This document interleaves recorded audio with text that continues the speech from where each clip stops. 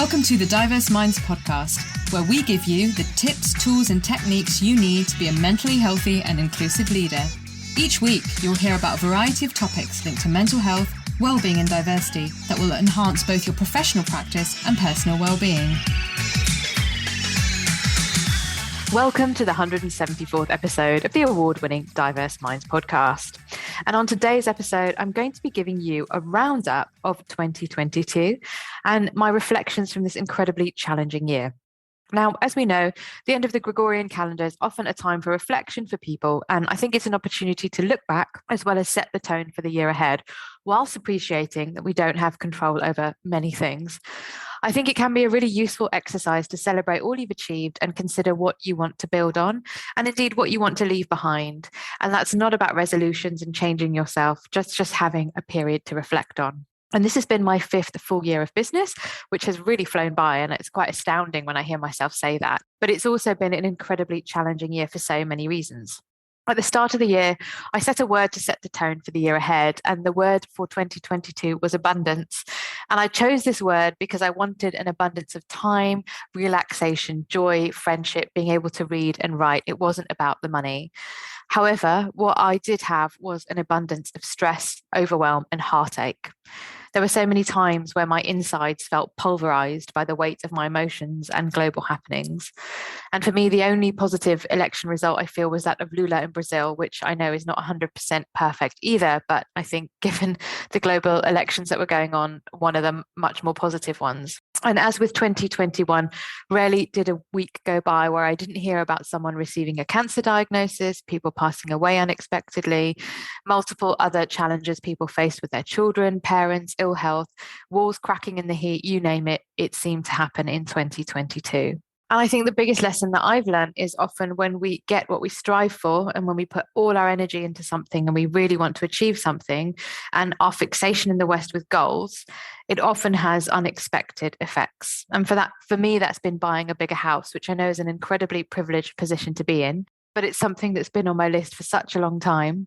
And having to manage tradespeople, what an incredibly stressful experience that was. And I didn't even have anything structural done. It's really a podcast episode in and of itself of how not to run a business or treat customers. It's just a whole other world and so different and far away from professional services world that I operate in. Of course, moving is super stressful, and then getting to the end destination and it not being quite what you thought. And for me, it's been a real grief, actually, and thinking I just want to go back to my old house. So things have just been very overwhelming. And then at the end, underwhelming. It's been an underwhelming result, and thinking, is this really the right thing? Should I have done this? And last year in this roundup episode, I talk about taking it a day at a time. Well, this year, it's been a case of taking it an hour at a time. And there have been very few days, if at all, where I haven't shed a tear or two, shall we say, because of various different reasons. I also turned 40 this year, but this has been really positive, as I know not everyone makes it to this age. And if I'd grown up in a different time, era, or place, this may not have been the case. So I do feel incredibly lucky and full of gratitude for that.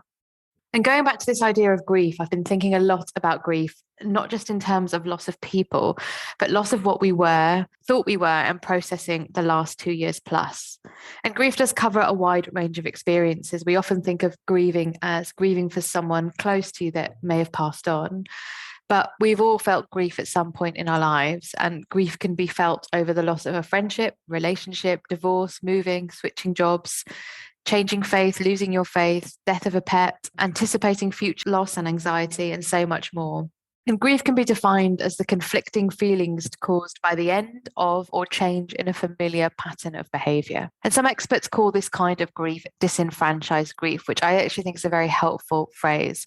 And Kenneth Doka coined the term, which means that grief that a person experiences when they incur a loss that is not or cannot be openly acknowledged, socially sanctioned, or publicly mourned. When you can't talk about something, but you can talk about the death of someone. And it's the kind of grief that comes up when we feel we are not able to openly acknowledge or mourn our loss. That we should be able to get on with it. Well, we are transitioning out of pandemic, it's all okay now. But it can be extra difficult to grieve in this way, in this kind of private, quiet way, because a big part of the grieving process is getting support from people in your life.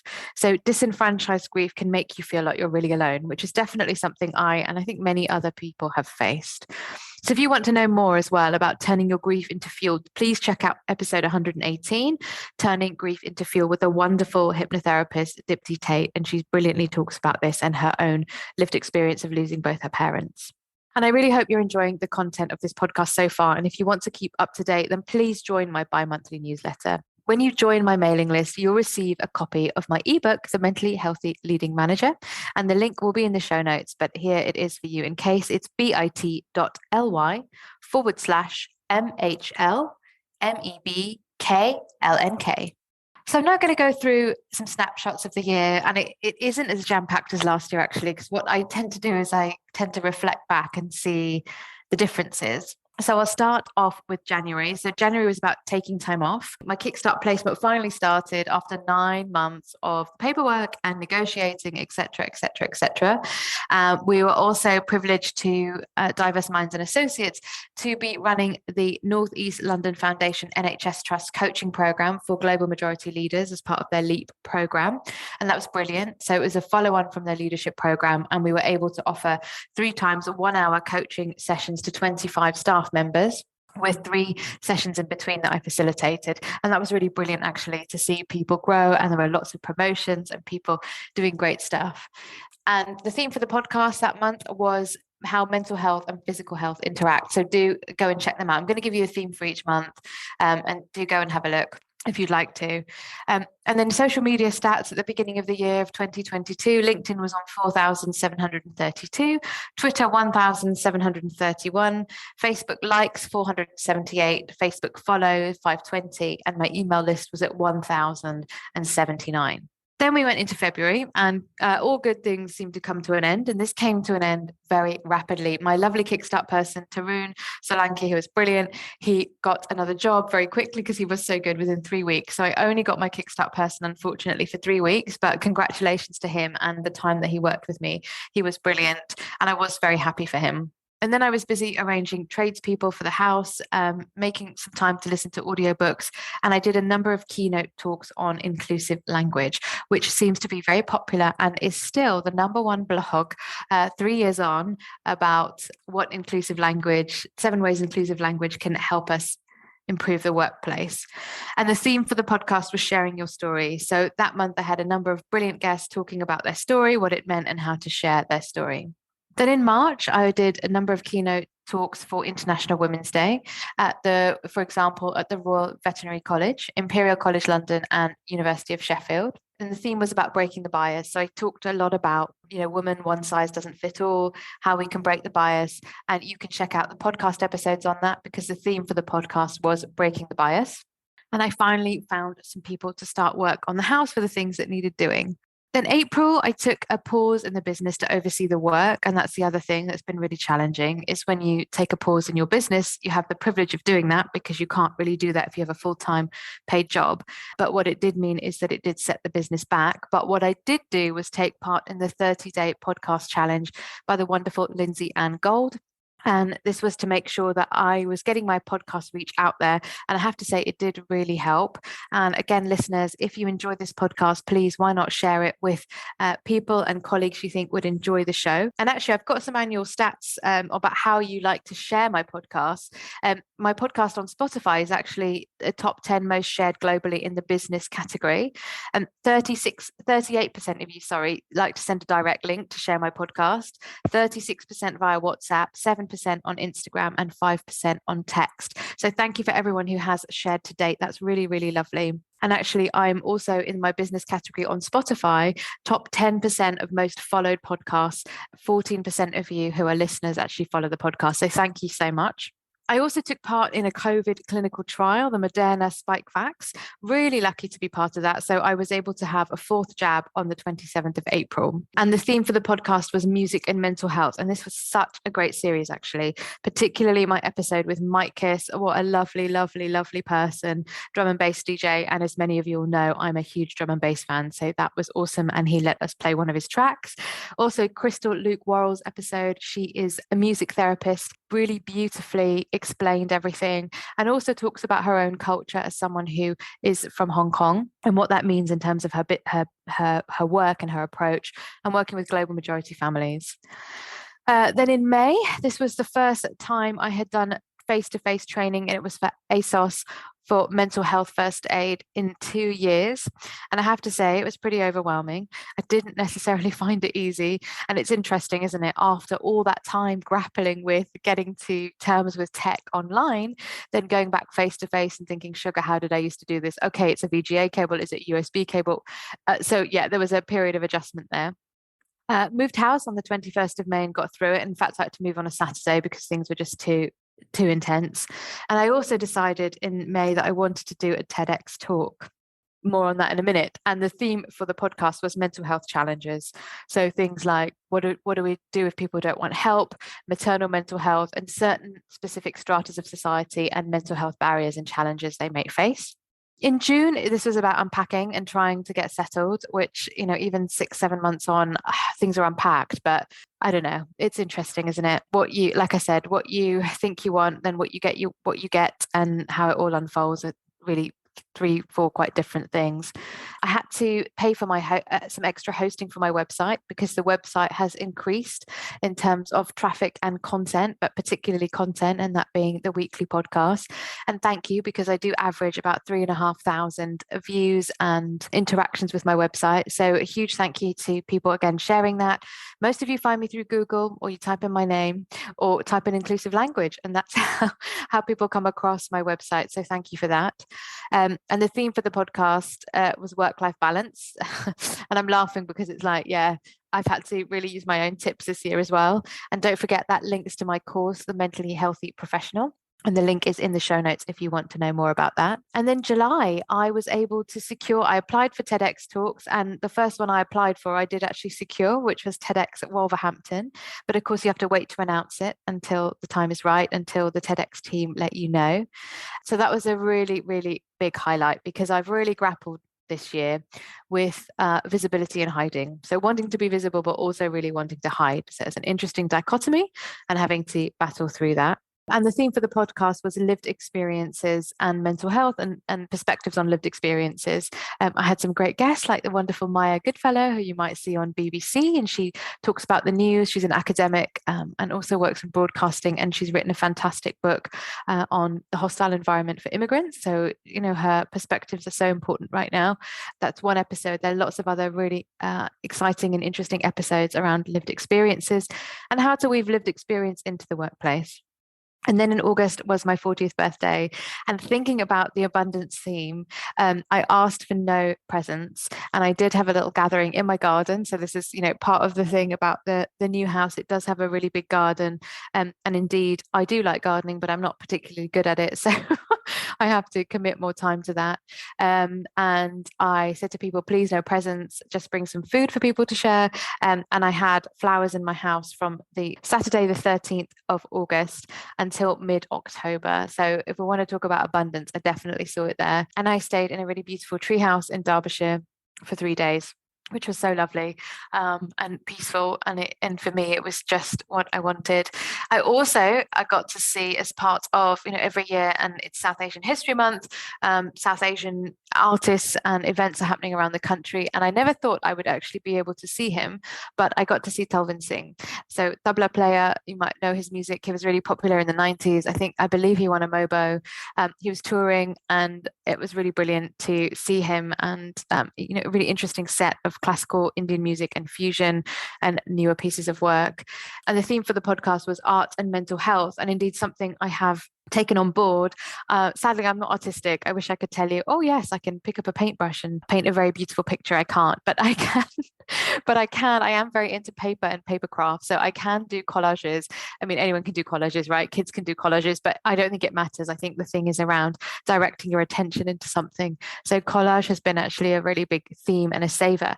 And in fact, I will be training next year to use collage in my coaching. So again, if you're interested in that, do drop me a line. I'll be trained in part one in mid-January. And if that's something that appeals to you, do let me know. Then in September, I had actually had a really, really bad fall going to my local Pride. I was very, very lucky. I twisted my ankle incredibly badly. I scraped up my hands and my elbows and my knees, one of my knees really, really bad. And in fact, I don't know about you, but the older you get, my skin never healed great anyway. It really didn't heal very well. But I was incredibly lucky. I didn't break my ankle. I didn't chip a tooth. Oh my goodness. I feel so lucky about that. And yeah, I think I just about landed on some slightly softer ground. So yeah, but unfortunately, I didn't really get to go to the Pride as the result because I was so shaken.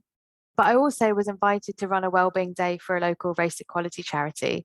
And it was all about wellbeing. And we went to a really beautiful outdoor space.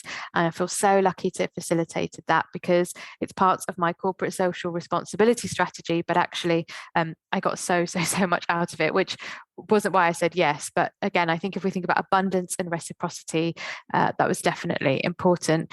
And the other thing that I did in September was memorizing my TEDx talk, because of course you have to memorize the 12-minute talk off by heart. And you know what? I haven't done drama since I was a teenager. So I used to be a lot better at memorizing things, I found out, than I actually was. It took me a lot longer than I thought, and there were just bits that I kept stumbling over. And I did work with a brilliant coach, so Minnie von Malencroft Grant, and I really recommend her. She's absolutely fantastic, who helped me with that process. And I attended the first rehearsal that we had on the 15th of September in Wolverhampton. And I'd never been to Wolverhampton before, which is weird because I really thought I had. And then I got there and I was like, no, I haven't been here before. And the theme for the podcast was personal development. So some great speakers and talking about why personal development is important and what you can do and what it means to different people. Then we got to October, which is one of my favorite months, of course, because it is Black History Month. And we know it's not a flash in the pan, but of course, we know that there are also more events during that month. And 1st of October comes, and that's the day of the TEDx talk. So I did it, and hopefully the TEDx talk will be available to view in January, and I can keep you informed about that. And it was brilliant. And it was also incredibly overwhelming and nerve-wracking. And I was so scared that I was going to cry. And in fact, the brilliant speaker before me, Aria Reese, she did have a tearful moment at the end of her talk. And of course, we don't judge others as harshly as we judge ourselves, because her talk's brilliant. And yeah, and I was after her, and actually I was able to hold it together. But that was one of the things. I was like, I can't cry. And I was talking about my lived experience of racism in the workplace, mental well-being, what we can all do. And if you haven't been to a TEDx event, I don't mean as a speaker, but as a spectator, as a viewer, they are basically festivals of ideas, and they're really brilliant. So have a look. If you type in, TEDx events, you can find events all over the country. They're just brilliant places to connect with people and hear things, and the atmosphere is brilliant. So absolutely loved that. And the wonderful Claudia Crawley, who is also a coach, she came to support me, and she grew up in Wolverhampton, so it was lovely to get her take on it. And finally be able to have weekends again from all the work and everything, and things were put in. Finally, I the shutters took 20 weeks, and this sounds very these aren't problems. I'm not saying they are problems, but it is exhausting I can't really handle, especially from the pandemic, people in my home. So finding that very stressful. So being able to have weekends again, and I was also able to go pumpkin picking. So I really love pumpkins. So not to carve, to eat. So I love cooking with pumpkins. I like making pumpkin curry. I like making pumpkin pie. And in fact, I've just I made puree and I froze it. So I will be making pumpkin pie over the Christmas period. So that was quite special. And you might think, well, that doesn't sound very exciting. And yeah, you go into a muddy field, and it wasn't that muddy that day actually, but it was flipping freezing with your welly boots, with a wheelbarrow. But I have to say, I found it very joyful. And I also delivered a presentation at the Global European Mentoring and Coaching Council conference around race reciprocal mentoring programs. And if you're interested, I've included a link in the show notes. And the theme for the podcast, to tie in with Black History Month, was action, not words. So I've got some great guests talking about how to take action in different areas of equity and equality for Black communities. November was the start of the 5-year project as part of the transitions project with the University of Essex. So that started. And then on the 22nd of November, I decided to take part in the 100 Happy Days project. So there's a TED talk about this. The founder of it talks about his own experience and how it came about. You can join the 100 Happy Days project. They have an official page where you can pay to be part of a program. I just decided to do it myself. And you might have seen a few years ago on social media, it was very, very popular. But I just thought I need something to get me through winter. I need a mini adventure. And I don't really feel like I can go anywhere for lots of reasons. So I've started this. So you essentially take a photo of something that brings you joy every day for 100 days. And incidentally, I started on the 22nd of November, which means it'll take me through to the 1st of March. And I'm really struggling with winter this year. So if you want to find out more, you can follow this and have a look on my tag on Instagram. And that's at Layla Diverse Minds. And it's just one photo a day. And I put a little bit of information about why. And the theme for the podcast, and this is a really great theme and something I hadn't done before, was nutrition and mental health. So do check out those episodes. And this is not, I want to be really clear, this is not about telling people what to eat and what not to eat. This is looking at the science of research papers on nutrition and mental well-being, what's some of the research papers. I also speak to guests, qualified guests, about nutrition and mental well-being. So it's about making informed choices about nourishment for our bodies. This isn't dieting. This is not about losing weight, because I am so sick of those discussions. So December it's been a really lovely month, actually, even though it's been freezing, and we've been thinking about cost of living crisis for everyone and the heating bills, and it's horrendous. But I was invited to the Alzheimer's Society to talk to their on their team away day that they have about inclusive language, and what a brilliant group of people they were. And this is quite random. I also went to the dentist for the first time since the pandemic, and I was so worried, but all was okay. So that's great. And given the fact that I had that bad fall and something could have happened with my teeth, I'm really glad I sorted that out as well. And the theme for the podcast, we've had some brilliant episodes. 4 episodes on disability and intersectionality, people talking about their lived experience, how they view themselves, their identity, the intersection, and kickstarted the month off talking about the definition of disability and intersectionality. And then we'll just round up on the stats. So LinkedIn is now on 5,229, so it went up 497. Twitter, 1,931, and that went up 197 followers. And then Facebook like is 507, that went up 29 people. Facebook follow, that was now at 544, which went up 24 people. And my email list is now at 1,167 and went up by 88 people. So we're not talking thousands. I suppose I could put more energy in there, but it's interesting seeing the news with Twitter. Is that really the best place to put my energy? And, I am about connecting with people. But of course, if you do want to connect with me on any of those platforms, I would love to follow and connect with you there too. And also there's a 158% increase in podcast listeners. So thank you so much. We are at 30,000 plus downloads. I created 1,064 minutes of content across 44 episodes, and 92% more than creators in the business category. Listeners were up by 81%, 71% increase in streams, 54% increase in listeners, and 52% increase in followers. So thank you so much to everyone.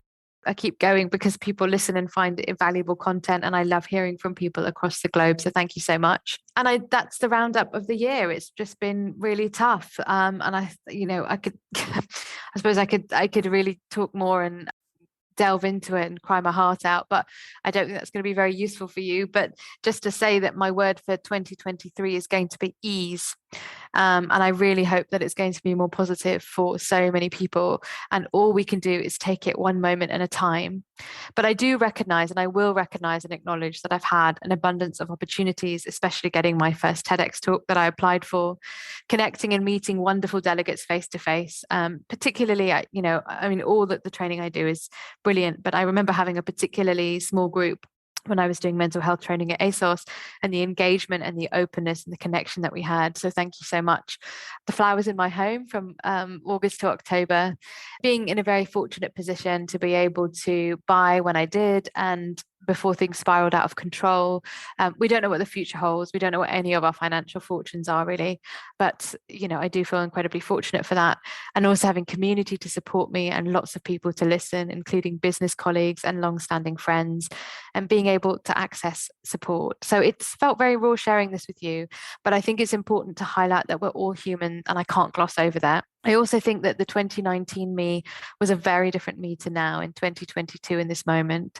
And that's actually incredibly difficult to reconcile and goes back to that disenfranchised grief. So it's been a journey.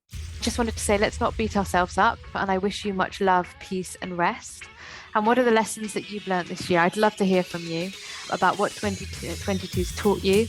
And don't forget, you can leave me an anonymous voice note on SpeakPipe, and that's speakpipe.com/diverse minds.